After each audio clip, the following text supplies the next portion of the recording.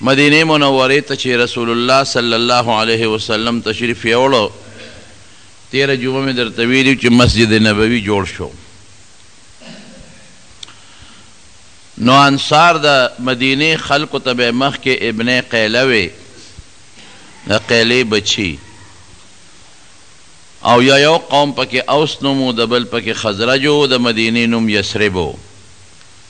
نو چې نبی علیه السلام مبارک هغې له تشریف یوړه نو نوم یې وله بدل که، مدینة النبي نوم یې وله کېښود.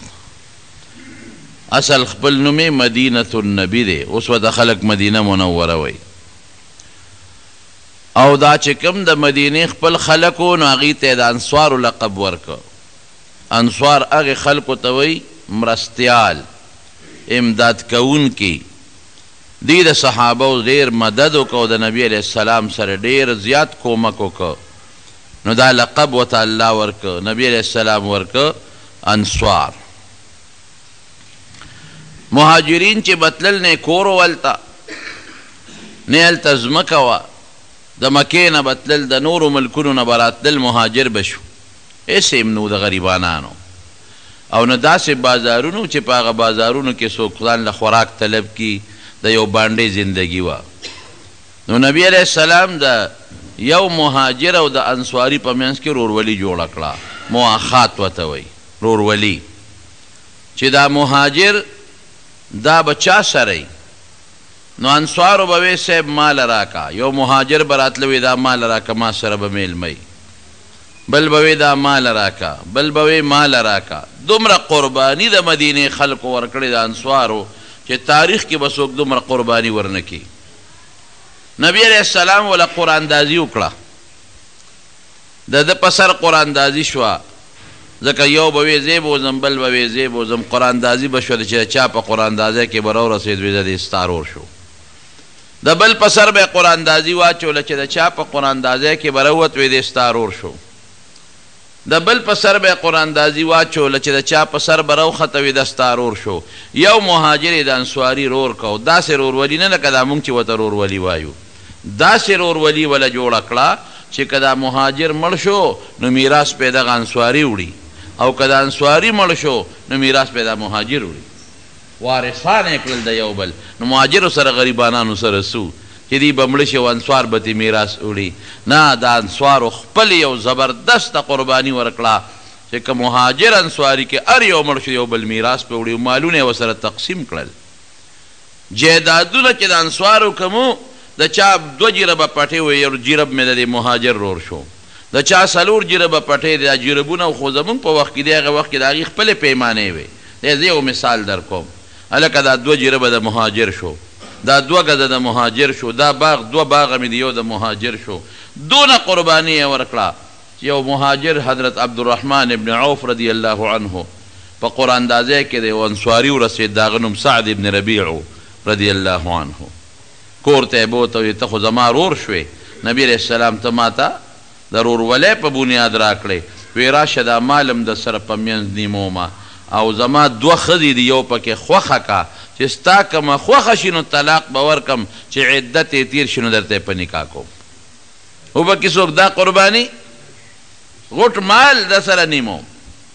نیم مال زما ستا شو، او 2 ښه دانه چې ورېږي یو پکې درته پرېږدمه. یا به چا وی چې دا به ناخوښه وه یا بوډۍ به و نو دلی ورکوي. وی نه راشه 2 ښځې مې دي، یو پکې خوښه کا چې ستا کومه خوښه طلاق به ورکم، عدت چې تیر شي تا ته یې په نکاح کوم. دې ته قرباني وی. دین د پاره بیا دا نشته، اسلام د پاره قرباني دا شوه کومه قرباني چې انصارو د مدینې خلکو د مهاجرینو په حق کې ورکړې ده. او ته څه وایي په جواب کې؟ وی بارک الله فی اهلک و مالک، وی خدای دې ستا په اهل، په ښځو کې او په مال کې برکت واچوي. هغه یو سړي کوي وسط وکړي نه بل ورپورې ونښلي، هغه سم نه ده. هغه ورته ست نو کړې، کلکه خبره یې ورته وکړه. هغه بل ته ګوره، د هغې ایمان ته مه ګوره چې واقعي دی خو ما سره دا یو مدد کوي، خو زه دې داسې ولې وکړم چې دله دې ضرر ورکړم. دلونی علی السوق، وی ما ته بازار ښایي، زه تاجر یم چې ځان له تجارت شروع کړم. سعد ابن ربی دا قربانی ورکړه، او عبدالرحمن ابن عوف رضی الله عنه دا 2 نمبر قربانی ورکړه. وی خدای دې ستا په اهل او په مال کې برکت واچوي ما ته بازار ښایه زه تجارت والا سړی یم تجارت به وکړم لړ بازار یې ورته وښوی دا بازار دی دې کې تجارت کوه دې خو د مکې پته ورته نه وه په هغه ورځ یې تجارت وکړه خدای وله ګټه ورکړه پس بیا تجارت وکړه خدای وله بیا ګټه ورکړه په بل ورځ بیا تجارت وکړه بیا وله خدای ګټه ورکړه الله مالدار کړه داسې مالدار شو چې یو ځل نبي علیه السلام له په مخه ورغی او د واده نښې وې پې لکه یو سړی چې واده وکړي نو د واده څه نښې نښانې د واده په زلمي وي خلک پې پیږي د واده څه نښې وې پې نو حضور پاک دې تپوس وکړو وی عبدالرحمن دا څه چل شوی دی وی صاحب واده مې کړی دی کوم ځای دې واده وکړو وی د انصارو کې یو ښځه مې په نکاح واخېسته وی ولیمه دې کړې ده د واده نه پس چې ډوډۍ څوک ورکوي هغې ته ولیمه وایي وی نه د الله رسوله نه مې ده ورکړې وی ښه اولم ولو بشات وی ولیمه وکړه که وس دې کېږي یو ګډ چیلی حلال که خدای دونه وس وله ورکړه چې دا دې وادې پکې وکړو پیسې هم خدای ورکړې هغه عبدالرحمن ابن عوف خدای دومره مالدار که دومره چې بیا دې وروسته وفات شوی د 4 ښځې به بیا نو 4 ښځو کې یوه ښځه وایي ماله د ده په ټول میراث کې حصه مه راکوئ نغد مال کې راله لږ شی راکوئ په نغد مال کې په ځمکو کې مه راکوئ اسونه دي اوښان دي ګډه چیلی دي هغې کې هم نه غواړم تجارتي سامان دی هغې کې هم نه غواړم کورونه دي هغې کې هم نه غواړم به د نغد مال کې لږ غونده شی راکوئ زما وروڼو چې ښځې 4 وي او د سړي بچي وي نو 32 حصه د یوې ښځې کېږي 32 حصه ډېر معمولي شی شو که نه ځکه 8 به په 4 تقسیمې نو د یوې ښځې 32 حصه شوه لیکن دې له چې نغد لږ غوندې شی ورکړه نو 80,000 اشرفۍ وله ورکړې 80,000 دیناره د سرو زرو اشرفۍ وي د سپینو زرو نه ډېر لوی قیمتي دی دی لږ شی ورکړه دونه مال خدای عبدالرحمن ابن عوف له ورکړه ولې هغه قرباني وکړه هغه انصاري ملګري مال هم د سره نیمو او ښځې هم د سره یو در کوم ده د هغې مقابله کې داسې ښکلی جواب ورکوي خدای دې ستا مال او اهل کې برکت واچوي الله وی دته خو د برکت دوا وکړه او دغه د ښځه رتې قبوله نه کړه او دا مال دې قبول نه کړه خو زه هر څه خو زما په لاس کې دي که نه ګوره چې در کوم یې او که نه در کوم ښځې وله 4 ورکړې او مال یې دونه دولت ورکړه دونه قربانۍ ورکړې انصارو د مدینې د مهاجرینو په حق کې چې د هغې تاریخ په مثال پیدا نه کړي کله چې فتح شروع شوې د بنو نذیر او دا مالونه غنیمتونه رالل نو نبی علیه السلام مبارک څه چل وکړو انصار او مهاجر یې کینول وی راشئ چې دا ځمکې د باندې تقسیم کړم خلک ځمکې د څونه خوشحالېږي نن یو مرله چې قیمتي ده د هغه وخت کې هم قیمتي وه دا نه چې ګنې ځمکه اوس قیمتي را پښتانه وي ځمکه مور ده وایي مور هر وخت قیمتي وي د هغه وخت هم قیمتي وه نو حضور پاک وی راشئ چې دا ځمکې د باندې تقسیم کړمه انصارو څه وی وی نه د الله رسوله مونږ له یې مه راکوه دې مهاجرو له ورکړه د دوی نشته زمونږ شته دی له یې ورکړه نو پیغمبر علیه السلام بیا وی ښه دا چل به وکړم چې دی له به دا ځمکې ورکړم خو چې تاسو دوی له خپلې کمې ځمکې ورکړې دي پر ورولۍ کې به درته واپس کړي دی له به ورکړم خو داسې هم نه چې ستاسو عادي هم ورسره وي نه ور به کم خو چې تاسو کمې ځمکې دي نو صحابه مهاجرو ته یې د مکې خلکو ته بیا وویې وی دا ځمکې تاسو والې تقسیم کړئ خو چې تاسو سره د انصارو کمې ځمکې دي هغه د انصارو ته واپس کړئ دا دې ته رورولي مواخات رورولي ډېره موده پورې دا مواخات رورولي وه چې مهاجر به مړ شو انصاري به ترې میراث وړو چې انصاري به مړ شو مهاجر لکه د خپل لور د هغې نه وروسته بیا حکم راغی چې نه باس اوس به میراث دا خپل وارث نسبي وارث ته یو بل نه وړي او دا د رورولۍ میراثونه ختم شو نو دا یو رورولي او مواخات نبی علیه السلام جوړ کړ او انصارو په دې کې مضبوطه قرباني ورکړه او یوازې دا قرباني نه رونو مسجد نبوي چې کله جوړ شو نو مسجد نبوي کې بالکل د نبی علیه السلام محراب مبارک ته مخامخ په جومات کې یو چبوتره نبی علیه السلام جوړه کړه داسې لوړ غوندې ځای و هغې ته به یې صفه وې وی دې باندې به زما طالبان چې زما نه علم زده کوي ابه په دې دیری طالب چې ورته مونږ وایو دا په جومات کې یو خاص ځای و طالبان پکې دیره شو دا طالبان به څوک وو دا اکثر مهاجر وو ځکه انصارو خو به چې د نبي علیه السلام نه کوم علم زده کو کور ته به تلل د هغې خو خپل کورونه د مهاجرو کورونه نو نو دوی به په هغه صفه کې په هغه جومات کې په هغه چبوتره صفه لوړ ځای ته وایي په هغه چبوتره به ناست و د پیغمبر علیه السلام نه به حدیث او قرآن زده کول ژوند یې سو د غریبانانو خو څه نه اوږې به و ناره و نور به و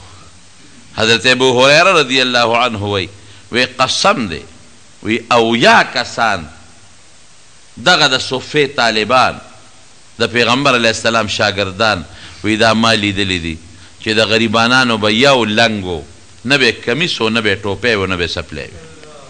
نه به پرتوګ و د پرتوګ په ځای به لنګ و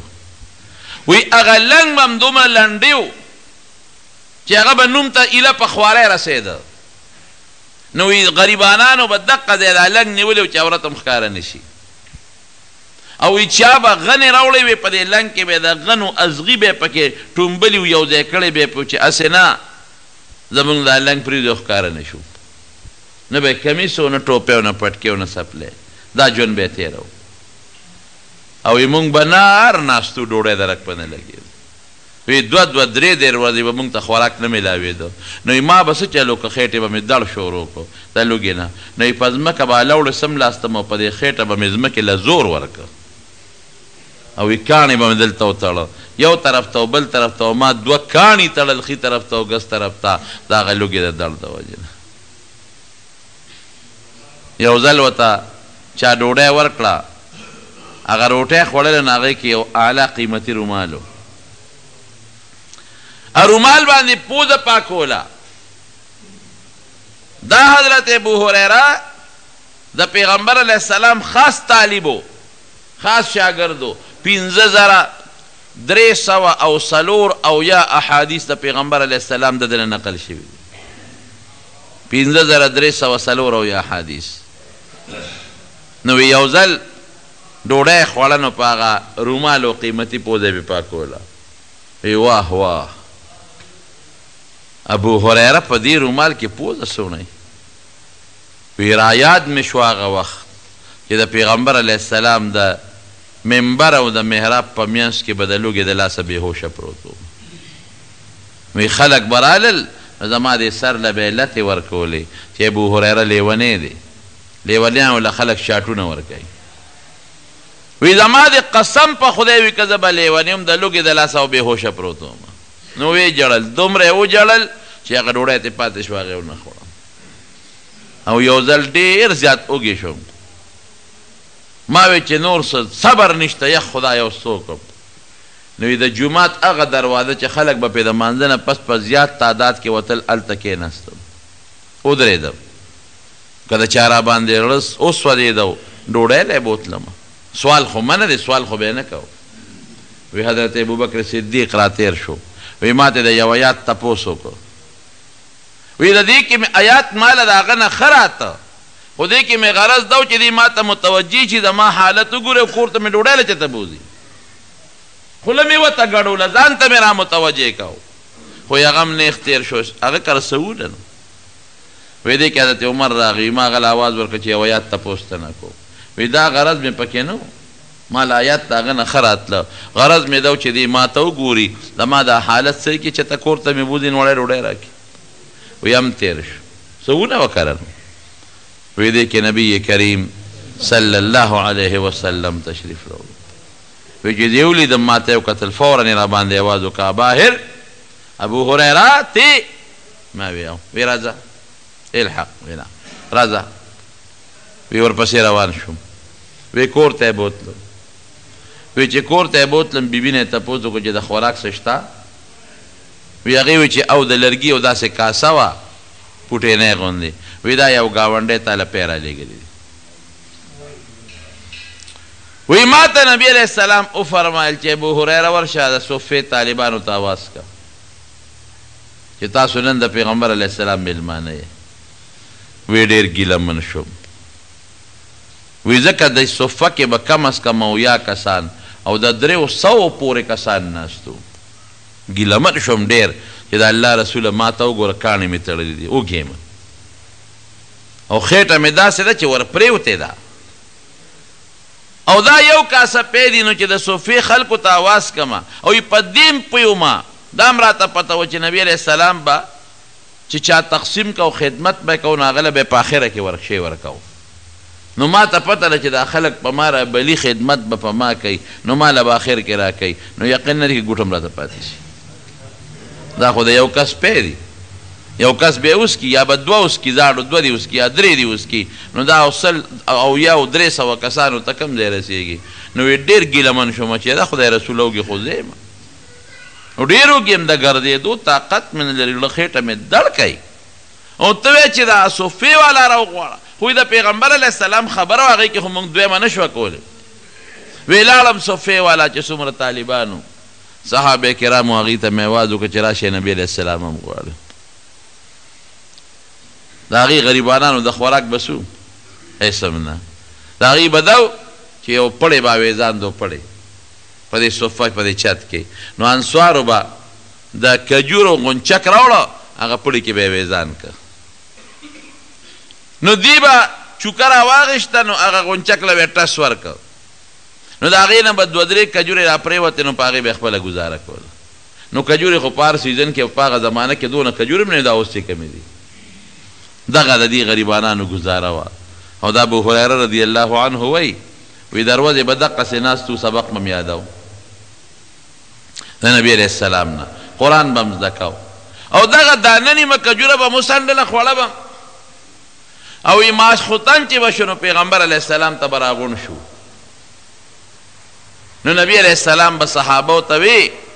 وی دا بوځئ کورونو ته ډوډۍ پې وخورئ وی چا به یو کس بوته چا به 2 بوتلل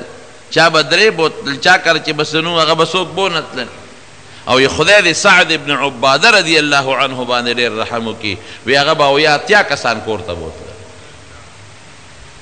موږ نن څو طالبانو له ډوډۍ ورکړو شکر دی زموږ کلي علاقه خو ډېره ښه ده خدای فضل په طالبانو باندې که د یو د 2 شي نو بیا پې خلک تنګېږي دا طالبان چې دا اوس ستا په مدرسه کې علم زده کوي دا د پیغمبر علیه السلام د صحابو د طالبانو وارثان دي ګورې حقیقت ته ته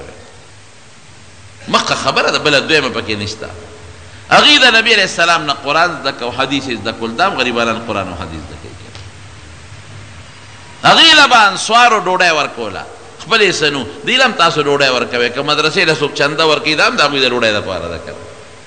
نو چې څوک طالب دی دا د نبي علیه السلام د هغې صفې د طالبانو وارث دی او چې کوم خلک دې طالبانو سره مدد کوي کومک کوي ډوډۍ ورکوي دوی د هغه چا یاد تازه کوي چې د پیغمبر علیه السلام په زمانه کې به چا د صفې طالبانو له ډوډۍ ورکوي هغه دین دی که څوک یې زده کوي مخلوق ته یې رسوي څوک دین والا سره مدد کوي دا خو څه نوې خبره نه ده خو که دې طالبانو دا دین پرېښود او دوی وایي چې زمانه ځان له دوکان به وکړو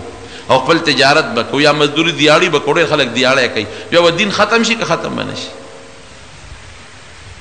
او که دا طالبان وایي چې نه زده کړه به هم کوو ځان له به ګټم کوو دواړه کېږي نه او چې دا څوک سره مدد کوي دوی وایي نه کوم مدرسې سره مدد او طالب سره مدد نه کوم دوی به څه خوري بیا هم دین ختم شو پاتې شو دا یو نقشه ده بلکل دا زمونږ د مدرسو د طالبانو زده کړه او په مدرسو کې طالبان چې کوم دین زده کوي او دا څوک مدرسو سره یا طالبانو سره د ډوډۍ په شکل کې مدد کوي یقین وکړه دا د حضور پاک د هغې زمانې د انصارو د مهاجرینو یو نقشه ده یو یاد تازه کوي چې نیت روغي ګورئ نیت صفی تاسو ته هم دا ویم بعض یو کې په خپلو بچو علم زده کوي قرآن پې زده کوي او که د چا دا ني نو د دې طالبانو عالمانو سره د مدرسو سره مدد وکړي په دې نیت چې زما د دین خدمت کوي زما دین زده کوي پرېږده چې دین ته اوزګاري مدد به ورسره زه کوم دین به خور شي خدای به یې خور کړي نو د شپې به چا 2 کسه کور ته بوتل چا 3 چا یو چا سعد ابن عباده رضی الله عنه به 80 بوتلل ډوډۍ به یې وخوړه که به اوبه او که به نو واپس به بیا رالل دقه ځای به یې شپه کوله په دا چبوتره کې اوده به وپکې د طالبانو د مرستې او د مدد یو واقع درته ویم ستاسو ذهن کې دا خبره به کښېني زمونږ په دې دین په دې کتابونو کې په تفسیرونو کې او تفسیر ابن جریر دا تفسیر چې چا لیکلی دا غنوم دی محمد ابن جریر او دا دوه کسه دي یو معتزلی و د خراب عقیده او یو د ښې عقیدې او سم سړی و د اهل سنت والجماعت سره تعلق و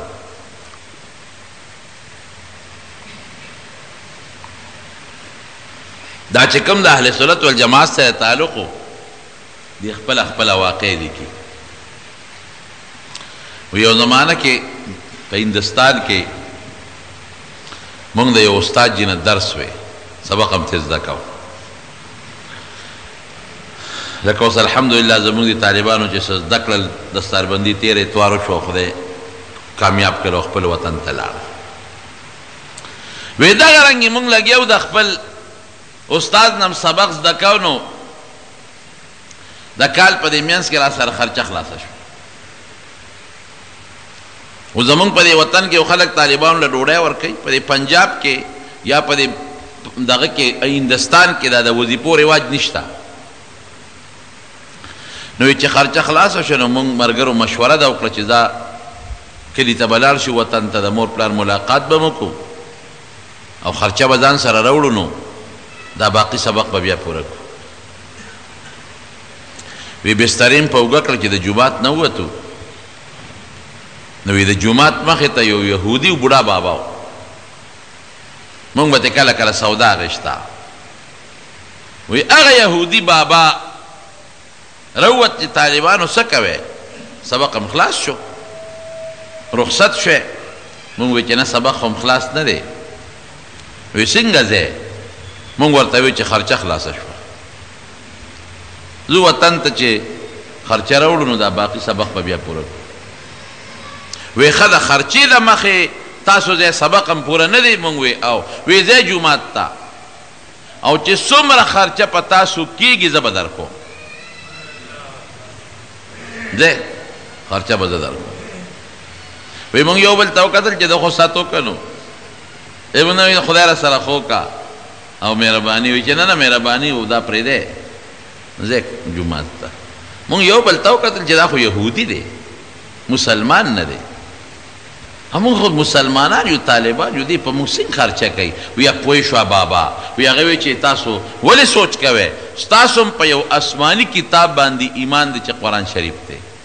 او د هغې خدمت کوئ او زمان په یو آسماني کتاب ایمان دی چې تورات دی نو کتاب ستاسو هم آسماني دی او زمان آسماني دی نو زه خالص د الله د رضا دپاره په تاسو خرچه کوم او یا بسترې زمونږ نه واغېشتې او په خپله جومات ته یوړې ورالی پرانېستې ډېره ښه وی بس زمونږ چې به څه خرچه لګېدله د دوکان ته به تلو راوړه به هم دی وی کال هم پوره که او سبق هم خلاص که چې سبق خلاص شو رالو وله بابا ترې هغه خپل کتاب وګوره که په مونږ دې څونه خرچه کړې چې مونږ کلي ته لاړ شو چې درته یې راولېږو وی بچې ما خو هغه خرچه لیکلې نه ده بابا ولې ما خو د الله د رضا دپاره په تاسو خرچه کړې ده زه په مخامخه ډېره ښه ده لاړو دا ابن جریر طبري رحمه الله وایي چې ډېره زمانه تېره شوه و یو ځل زه سره د یو څو ملګرو حج ته لاړو د بیت الله وی طواف هم کو چې دا کوم ځای خلک طواف کوي دې ته مطاف وایي دې مطاف کې تاویږو هغه زمانه کې خو دومره رش نه دا اوس چې څومره رش دی وی دې مطاف کې چې م وکتل اوس داسې مخامخ نو دغه بوډا بابا ناست دی دا یهودي شکم پې راغی خو زمانه ډېره تېره وه نو پوره پېژنګلو ونه کړی شوه چې طواف هم خلاص که نو ورل ورسره کېناستو بابا خفه کېږه مه یو تپوس ته نه کوو وایه بچو ته د هندوستان خو نه ویم د فلانکي کلي خو نه همدغه کلي بابا هلته یو جومات و مخامخ یو دوکاندار و چې ته به هغه دوکاندار خو نه وی بچې همغه دوکاندار یم ښه بابا یو تپوس ده نه کوو خفه نه شي دوکاندار خو یهودي و یهودیان خو حج له نه راځي او ته خو د بیت الله خوا کې ناست دی وی بچې امقه یهودي ما زه یهودي وما ما ته الله ایمان را نصیب کړی دی زه دې حج له راغلی تاسو څوک یې چې دونه د نږدې نه مې پیژنې زما نسب درته معلوم دی څوک یې مونږ وی مونږ هغه طالبان یو چې په نیم کال کې را سره خرچه خلاصه وه سبق نیمګړی پاتې کېده او تا را باندې خرچه وکړو زمونږ هغه سبق الله پوره کړ وی دونه خوشحاله شو چې د خوشحالۍ نه وجړل او را پاسېده او مونږ ته را تر غاړه وته او ای بچی ستاسو د مخه ماته الله ایمان را کړی دی بابا هغه څنګه وی په کومه ورځ چې تاسو رخصت شوې په هغه شپه ما خوب ولید ودیم او په خوب کې مې یو نوراني چهره ولیده یو انسان مونږ کره راغی داسې خشته مخ یو چې د دې مخ نه داسې رڼاګانې ختې وی زه د اندازې نه پوه شم ما خو پېژنده نه خو د اندازې نه پوه شم چې دا د مسلمانانو پیغمبر دی وی ما ورمنډه کړې میں حضرت تاسو مونږ کره څه کوئ وی راته وفرمایل چې تا زما د دین د طالبانو مدد کړی دی نو تاله زیر در کوم خوشخبری در کوم د الله په کتاب کې ستا د ایمان او د جنت د تلو فیصله شوې ده وی ډېر خوشحاله شم وی راویښ شم ښځه مې وړقوله چې اوس خوب ورته وویم چې داسې ناشنا خوب مې ولید وایي چې ښځه مې وړقوله ښځه ماته ویې سړیه ولې دې راویښه کړم مې ولې اوس ما ورته خوب نه دی ویلی وی د مسلمانانو پیغمبر مې په خوب کې ولید مونږ کره راغی او د دې مخ نه داسې پلوشې او رڼاګانې دي مې حضرت مونږ کره څه کوې وی تاله زیرې در کوم زما د دین د طالبانو مدد دې کړی دی د الله په کتاب کې ستا د ایمان او د جنت د تلو فیصله شوې ده وی زمونږ په کور کې 14 کسانو په دا یو شپه په دې یو ټیم کې 14 واړو دا یو شان خوب لیدلی دی وی سهار لاړو ستاسو هغه ملا صاحب لا او د هغه په لاس کې ملاس ورکو بیعت هم ورسره وکړو خدای پاک ایمان را نصیب کړو تمارونو عقلي خبره به درته وکړم دا دین چې دا مونږ او تاسو په کوم دین کې داخل یو چې اسلام او شریعت ورته وایي دا دین د چا دی دا د الله دی الله د دې دین دپاره پیغمبران او د پیغمبرانو نه پس د هغه خلیفګان عالمان راولېږل دې دپاره چې دا دین رک شي امت ته ورسېږي او دا خور شي نو چې څوک د خدای چې زما د یو مشن څوک خدمت کوي نو زما به خوښي کې به نه ایښود دې سیاسي پارټو ته وګوره که چې د یو سیاسي لیډر د پارټۍ څو خدمت کوي نو اته قرباني کوي ته نه قربانېږي دقه رنګې چې څوک د الله د مشن د الله د دین د پیغمبر د مشن د پیغمبر د دین خدمت کوي نو الله به خوشحالېږي که به نه خوشحالېږي نو دا دوه ډلې خدمتګار شو یو هغه ډله ده چې هغه د طالب په شکل کې لګیا د علم حاصلوي قرآن زده کوي او دین زده کوي او بل ته یې رسوي دویمه هغه ډله ده چې د مدرسو سره د طالبانو سره د عالمانو سره مدد کوي ولې چې د دوی دا ګاډې په ځای ونه درېږي که دوی ځان له دوکانداري کوي ځان له تجارت کوي خو بیا خو د دین خدمت نشي کولی زه به ورسره مدد وکړم ته لګیا اوسه کار کوه زه به درسره مدد وکړم داسې مثال دی زه یو مثال در کوم لکه یو سړی دی په سترګو په دغه باندې شل دی په خپو باندې او بره میوه وې ځان دره ته هغې ته رسېدی نه شي دې شل ته وې راشه چې په اوږه دې کړم نو میوه روشو کوه زما لاس خو نه وررسي ستا خو خپې نشته او هغه شل دې په اوږه کوه مخامخ دې دې میوې ته اوچت کوه هغه میوه روشو کوله نو په دې میوه کې د دواړو حصه شوه که نه شوه د هغه شو کوونکي مې حصه شوه چې چوچت کې د هغه هم پکې حصه شوه دقه رنګې چې دا علم د قرآن او د حدیثو څوک خدمت کوي د هغه میوې شو کولو والا دی او چې څوک ورسره مدد کوي مدرسې سره تعاون ورسره کوي دا هغه اوچتوونکی دی نو په دواړو په دین کې حصه شوه نو څوک طالبانو په صفه کې به دیرو د پیغمبر علیه السلام نه به دین زده کو ابو هریره او د هغه ملګري او نور خلکو چې چا به تجارت کو او چا به هغسې زده کړه نه شوه زده کړه ټولو کوله ګورې دا ټول انصار مهاجر ګورې ټول طالبان دي ټولو دین زده کړی دی یو هم پکې پاتې نه دی خو چا زیات خدمت کړی چا ولا د ډوډۍ خدمت هم کړی دی دا یو نقشه ورونو حضرت عبدالله ابن عمر رضی الله عنه فرمایي یو ځل ډېر وږی شوم دا عجیبه خبره درته وکړم او ډېره زیاته یخني به کېده نو لکه د مدینې منورې موسم ساجیبه غوندې موسم دی خدای پاک دې ولې تاسو بوتلی کړي داسې موسم دی د مدینې یو وخت به ګرم یو وخت به دومره یخني شي چې بنده وي خدای اوس چېرته کوټ واسکټ و چې مې واچولي یو کال ډېره زیاته یخني و ما ته چا ټلیفون کړی نو ما ځان سره واسکټ یوړو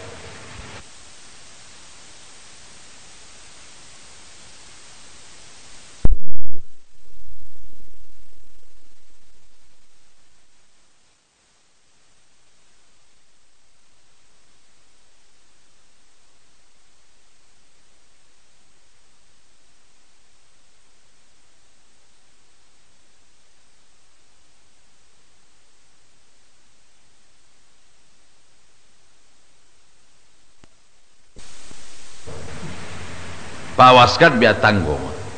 د یو ملګرو زموږ د علاقې هغه ته مې لکه واسکټ ته خو رجعت نشته وي ولې به ورته نشته وي دلته وکل یخني مې ته ما دا واله دا واسکټ مې درله درکړه نوې خشته واسکټ و په هغه برابر م ډېر خوشحاله شو او مې دا به ځان سره اوس څه هغه ځای نه بیا پیټ یې روړل ډېر ګرانې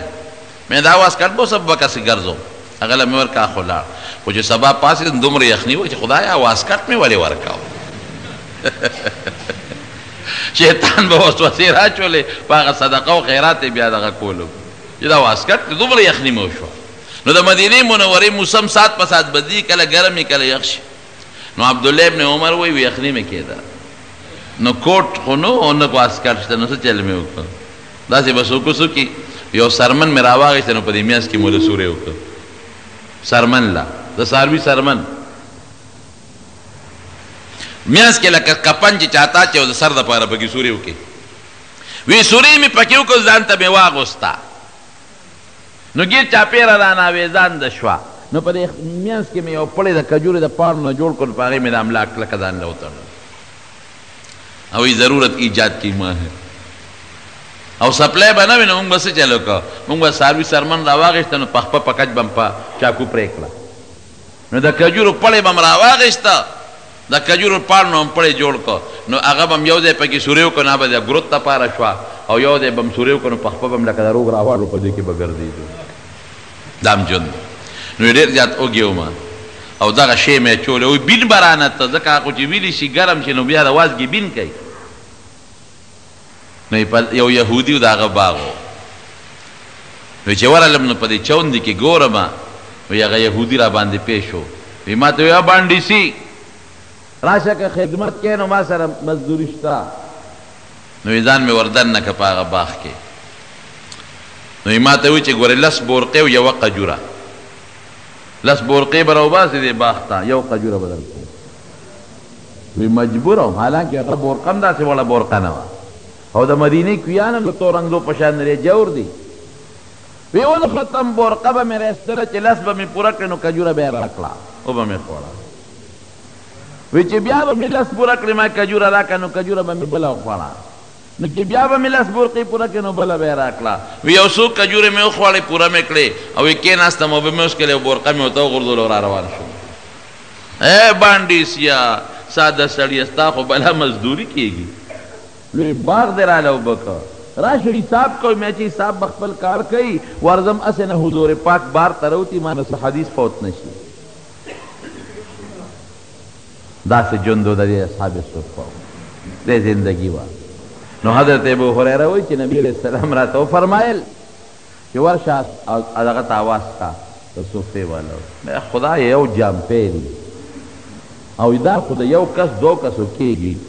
دا دومره او یا اتیا سل 203 به دیرو چې دا زه راولم نو خوش قسمته خو هغه دی چې بس لږ بیا پې خوله کښېني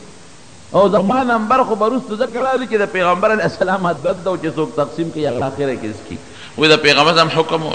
ویل لم ټول ځم مې واس کړئ وایي چې راغلل نبي علیه السلام یې کښېنئ ټول کښېناستل وایي ما ته ابو هریره د ښي طرف نه شروع کړه وایي هغه ښي طرف والا نه مې د پیغمبر علیه السلام حکم و شروع کړل چې هغه له پی ورکړل ویس کړل وی په مړه خېټه سکې لکه چې د مړې شوه خو ابو هریره لاړې پکې تا ته کوم دی پاتې کېږي وی هغه اوس کړلې وی دویم له ورکه وی دویمه مسکل پاتې شوتی وی دریم له ورکا دریمه مسکل پاتې شوتی بس وی پوه شومه چې دا خو معجزه ده د حضور پاک وی چې څومره کسانو ټولو دا پی وسکل وی اخره کې نبی علیہ السلام هغه لوښی واغېست وی ما ته چې ابو هریره زه ورته پاتې شو واله اوس ته وسکه وی ما وسکل وی ما ته اشرب اسکا وی نور مې مسکل وی مسکی مسکی کېږي ما ته اشرب نوره مسکا وی میں چې صاحب نور مې مسکل وی شابه نوره مسکا وی میں والله لا اجد له مسلکا قسم په خدای که ځای خېټه کې شته کم ځای ور واچوم بیا مې نبی علیہ السلام له ورکړل نو هغه باقي په هغې وسکل نو خلاص شو دغه چبوتره هغې ته بیا صفه وې دا په جومات کې د هغې یو نقشه اوسم اوچت یو لوړ دی شته دا حاجیان عمرې والا لاړ شي پکې ناست دي 2 رکعاته پکې وکړي یا تلاوت پکې وکړي الله دې موږ تاسو بوتلی دا انصارو قربانۍ ورکړئ نو خدای انصارو سره څه وکړل نبی علیہ السلام فرمایي آیت الایمان حب الانصار وی د انصارو سره مینه د ایمان نښه ده څوک چې انصارو سره مینه کوي دا مسلمان دی او آیت النفاق بغض الانصار او چې څوک انصارو سره بغض کوي دا منافق دی یو موقع کې غزوه حنین او طائف دا فتوحات شنو پاگه که دیر زیاد مالون مسلمانانو لرالت نو دا پیغمبر علیہ السلام خوی عجیبه شانو مکه که چه کم خلق نوی مسلمانان شو اغیل دیر مالون ورکلل چاله 100 خان ورکوا سخیقو 2 نو چه دا حد نوته چاله 50 ورکوا چاله زیاد ورکوا دی انصارو لی سور نکلل نو بعض الکانو خبره ترې شروع کړې 500 کې ورکنه وي خپل قوم له مال ورکه مونږ له را نه کړ یو سره مونږ جنگونه کول دي قریشو سره زمونږ تورې سم د دې په وینو سری دي اغه له مال ورکه یو مونږ له نه راکړي نو پیغمبر علیه السلام ته دا خبره را رسیدله نو یو غټ تنبو پاغي کې ټول انصار را جمع کړل وی ټول انصار راشه یو کس د نه پاتې نه چې ټول جمع کړل وی تاسو څه خبره ترې کړې دي ناغي خو به دروغ نه وي مشرانو ورته وي صاحب مونږ نه دي کړی او د هلکانو څه خبرې اترې کړې دي چې پیغمبر علیه السلام دغه خپل قوم له د مکې مالونه ورکړل مونږ له را نه کړل حضور پاک ورته څه وایي فرمایي وی دوی له مې ځکه ډېر ورکړل چې دا اوس مسلمانان شو نو لو ولا مطمئن کوم هسې نه چې مونږ مدینې ته لاړ شو او دا واپس کافران شي او دا شته بیا مکه قبضه نه کړي شورش جوړ نه کی بغاوت نه کی دیله مې مال ځکه ورکړه چې زړه مطمئن شي او د تالیف د زړه مینه پیدا شي او ای انصارو وی تاسو په دې خوشاله نه چې خلک بزان سره کورونو ته ګړې او چیلې بوزي او تاسو بزان سره خپل کورونو ته محمد رسول الله بوزي صلی الله علیه وسلم زم خوخیم چې د سره لاړ شم که ګړه او خان او چیلیم خوښ دي وی صاحب راضي یو پتا چې ته مونږ سره لاړ شي نم دي په کار دا معلومه وی انصارو وی ټول خلک به ډېرېږي تاسو به کمیږئ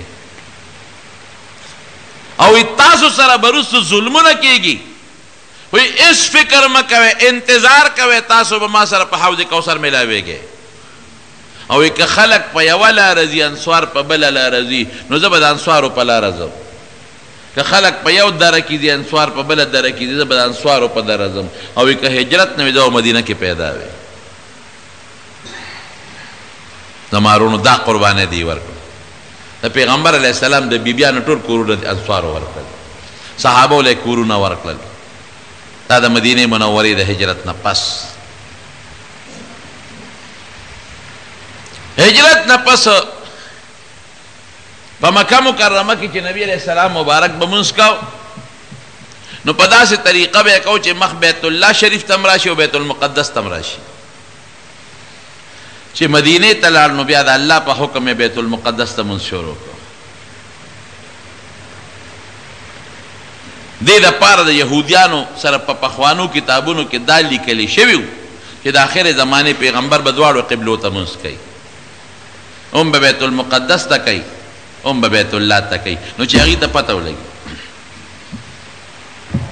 تقریبا 14 میاشتې نبی علیه السلام بیت المقدس ته لمونځ وکړو نو په 2مه هجره کې د شعبان په میاشت کې غالبا په 15مه نبی علیہ السلام دی یو صحابی تپوس ته تلو مسجد د بنو حارثه وته وي اوسنی نوم مسجد قبلتین دی هلته تلو نبی علیہ السلام د ماسپښین لمونځ کو خو د خدای نه به دا سوال کو نبی علیہ السلام الله ته به لاس اوچت کړو چې یا خدایا مال بیا واپس هغه د مکې قبله راکې بیت الله خو بیت الله دی کنه چې خدای مونږ له بیا واپس د مکې قبله راکې دا سوال به د خدای نه کو نو صحابه په دې باندې پویو چې د نبی علیہ السلام دعا خو خدای قبلې دا قبله به بدلېږي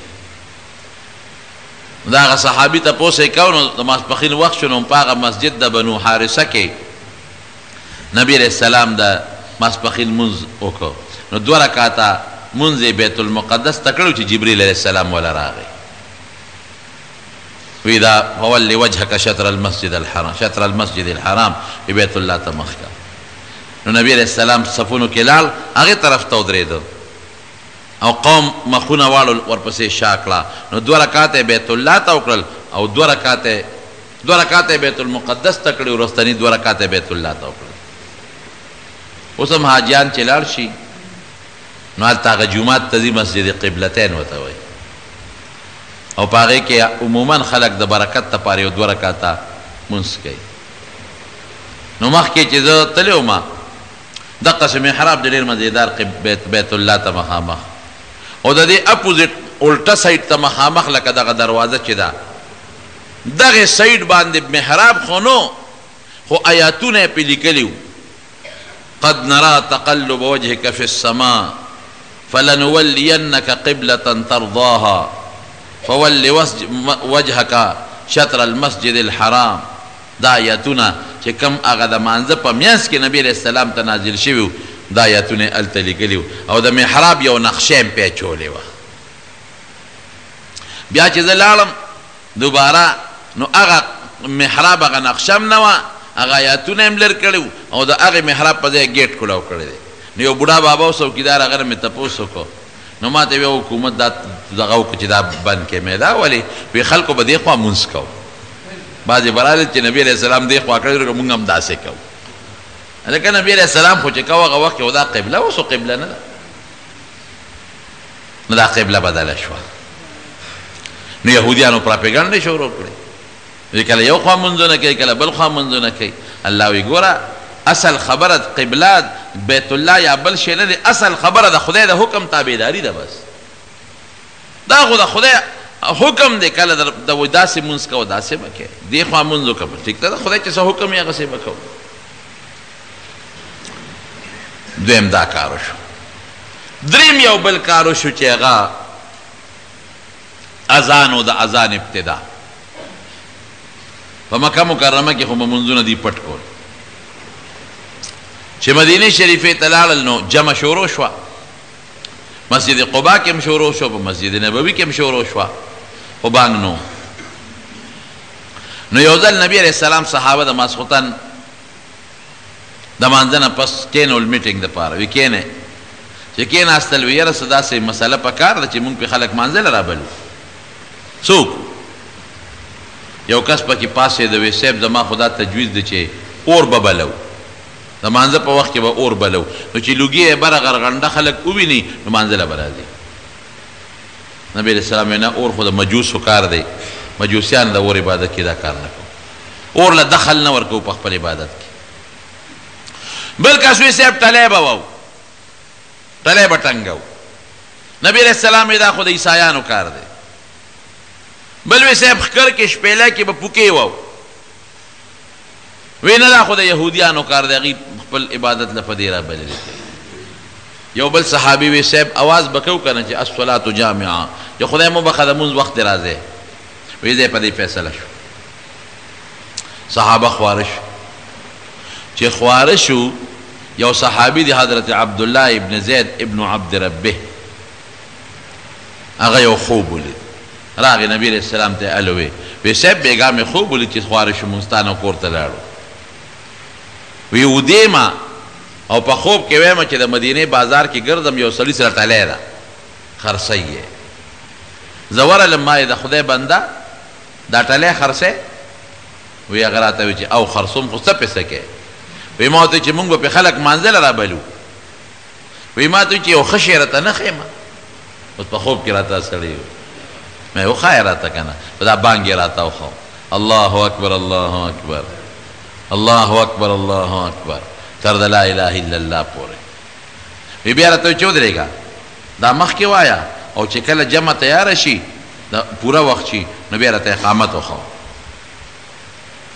چې دا خوب ولید د دې راپاڅېد راغی نبي علیه السلام ته وی صاحب دقسې خوب مې وی انها لرؤیا حق ان شاء الله وی دا د رښتونې خوب لیدلی دی نو علما وایي چې نبي صاحب ورته ولې دا وایي چې رښتونې خوب دی لیدلی پیغمبر علیه السلام چې کله معراج ته تللی و دا بانګ یې هلته اورېدلی و خو په دې حکمت الله نو پوه کړی چې دا بانګ څه دپاره دی نو چې دې صحابي ورته خپل خوب واورو نو پوه شو چې او خو دا خو ما اورېدلی و په معراج کې دا خو دې مقصد دپاره وی داسې وکړه وی قم مع بلال وی بلال سره ودرېږه او القي عليه ما رأيت چې څه دې لیدلي دي هغه درته یو ښایه او فانه اندى صوت هغه ستا نه په اواز کې اوچت دی نو دې حضرت بلال سره ودرېده او چې څه خوب یې لیدلی نو حضرت بلال ته به هغه وی هغه بانګ وی نو چې بانګ سنګ بلال شروع کړه ته عمر ځان به صادر راخکو او رامنډې والی وی زما دې قسم په خدای وی ای پیغمبر رښتونی پیغمبر وی ولې وی قسم په خدای داسې خوب اوس ما هم لیدلی دی څوارلسو صحابو په دا یو شپه دا یو شان خوب لیدلی دی او پیغمبر علیه السلام یې تصدیق هم وکړه نو دا په لومبۍ هجره کې دا بانګ هم په مدینه منوره کې شروع شو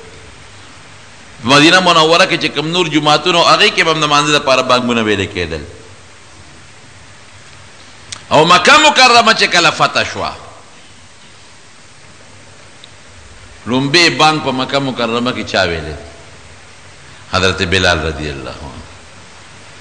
ځکه مکه کې خو بوتانو 360 بوتان په دې مطاف کې ولاړو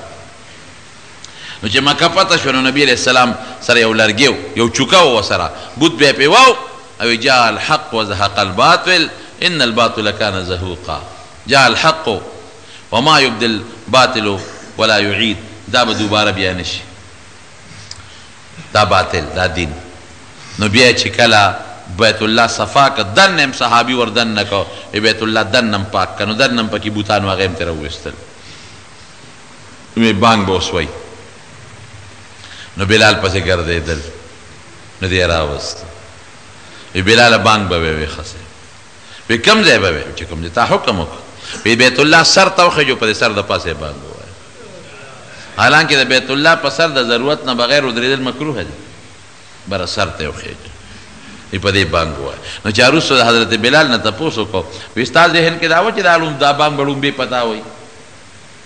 وی نه وی ما چې ډېر نږدې صحابه دي زمانه ډېر قریبي لوی دا بانګ خدا په بیت الله کې لومبې بانګ دی دا به نبی علیہ السلام په هغې وي خو د پیغمبر علیہ السلام عجیب انصاف کو دی کې مالدار ته او بل ته نه ګوري چونکې د پیغمبر علیہ السلام د جومات مؤذن حضرت بلال دی غریب دی د رنګه تور دی جبه کې لکنت دی خو د هغه ځای مؤذن دی نو دا ډیوټي هغه ته وسپارل او بیا چې صحابه لاړل د مکې مکرمې نه یو بل صحابي دی حضرت ابو محذوره رضی الله عنه هغه ته بیا د مکې مؤذن هغه مستقل جوړ کړ هم یو عجیبه داستان دی چې نبی علیہ السلام په لار راتېرېده واپس حنین او تاس فتح شو راته د مکې خوا کې یو ځای کې پړاو کړی و دمه یې کړې وه نو حضرت بلال بانګ وی د ماشومانو پیښې کولې نو واړه خو هر څه کوي که نه چې څنګه هغه اوازونه کول دې وړو هم پیښې کولې واړه د دې کلو خلک چې کوم هلته کوم کلي وو نو نبي علیہ السلام صحابو ته دا واړه راونیسئ نو وړو منډې کړې نو یو کس یې پکې راونیوه نور خو کورونو ته وتښتېدل یو یې پکې راونیوه دا ابو محذوره رضی الله عنه نو چې دې څنګه راونیسته نبي علیہ السلام ته پیش کوي صاحب دا یو هم پکې راونیو باقي کورونو ته وتښتېدل پیغمبر همغه بچي چې دا په خیر د مؤذن کوله شابه وایا هغه الله اکبر الله اکبر الله اکبر الله اکبر اشهد ان لا اله الا الله اشهد ان لا اله الا الله اشهد ان محمد رسول الله اشهد ان محمد رسول الله نو پیغمبر علیہ السلام ول په سر او په سینه لاس راخ کو ودا اشهد ان لا بیا وایا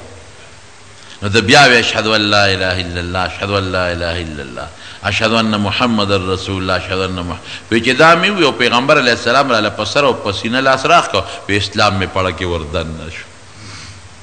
او کافرو کړ پڑھ کے وردن نشو وشاب الله د بانک خلاص کا نو وی چې بانک میں خلاص کې مې د الله رسول ماته ایمان خای مسلمان ہے خدای مسلمان کا ویزا د مکه مؤذن میں کړی